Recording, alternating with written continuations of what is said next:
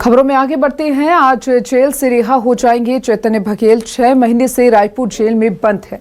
शुक्रवार को बिलासपुर हाईकोर्ट से उन्हें जमानत मिली। शराब घोटाले मामले में ईडी ईओडब्ल्यू ने गिरफ्तार किया था। पूर्व मुख्यमंत्री भूपेश बघेल के बेटे हैं चैतन्य बघेल। और देखिए, आज उनकी रिहाई हो जाएगी, यानी आज जमानत पर वो बाहर निकलेंगे। 6 महीने से रायपुर जेल में बंद हैं चैतन्य बघेल।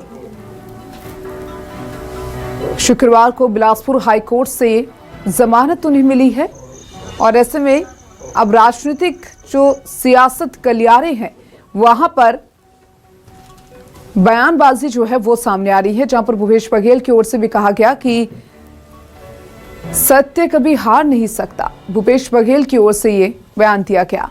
पूर्व मुख्यमंत्री भूपेश बघेल ने अपने बेटे की रिहाई को लेकर जश्न भी मनाया। उनके आवास के बाहर जश्न मनाया गया। 6 महीने से चैतन्य बघेल जेल में थे और अब वो रिहा हो गए हैं जमानत पर। और चले, हमारे साथ हमारे पॉलिटिकल एडिटर वैभव शिव पांडे जुड़ चुके हैं ज्यादा जानकारी के लिए। वैभव, चैतन्य बघेल को जमानत मिलने वाली है। 6 महीने तक जेल में रहने के बाद बिलासपुर हाईकोर्ट से जमानत मिली।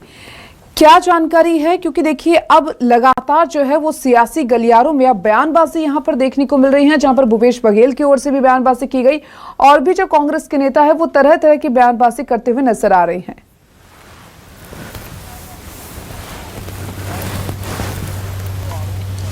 देखिए, चैतन्य बघेल पर जो आरोप शराब घोटाले मामले में लगा था वो था कुछ चैट्स ऐसे मिले हैं जिसमें चैतन्य बघेल के नाम का जिक्र हुआ है और वो चैट्स ही एक तरीके से आधार बने थे जब उनके खिलाफ गिरफ्तारी हुई थी।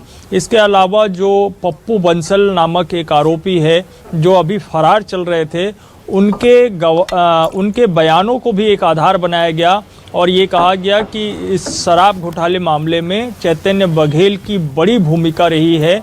और इसके साथ ही कुछ ऐसे तथ्य भी जो है बताने की कोशिश की गई थी ईडी और ईओडब्ल्यू की तरफ से, जिसमें कि चैतन्य बघेल की भूमिका को उजागर किया जा सके और ये बताया जा सके कि शराब घोटाला जो हुआ है 3200 करोड़ से अधिक का, जिसके मास्टरमाइंड जो है अनिल टूटेजा रहे हैं, उसमें चैतन्य बघेल की भी बड़ी भूमिका रही है।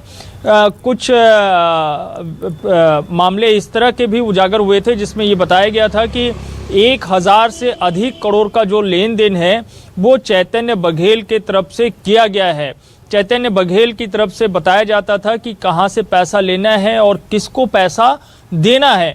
इस तरह की बातें ईडी की तरफ से कही गई थी और इन्हीं सब मामलों में चैतन्य बघेल जेल के भीतर हैं, उन्हें गिरफ्तार किया गया था और वो 6 महीने से जेल के अंदर है। इस मामले की सुनवाई लगातार चल रही थी। हाई कोर्ट में उनकी याचिकाएं पहले खारिज हुई, लेकिन उसकी याचिकाओं पर कल जो फैसला आया है वो महत्वपूर्ण है, जिस पर सुनवाई तकरीबन कई दिनों पहले हो चुकी थी, लेकिन फैसला कल आया है। हाई कोर्ट के जस्टिस वर्मा की बेंच पर जो है, सिंगल बेंच पर ये फैसला आया और जिसमें उन तमाम मामलों को देखा गया, उसकी पूरी बहस हुई थी और उसके बाद ये पाया गया कि जो आरोप चैतन्य बघेल के ऊपर लगाए गए हैं और इस वक्त जो सबूत ईडी या ईओडब्ल्यू की तरफ से दिए गए हैं वो पर्याप्त नहीं है।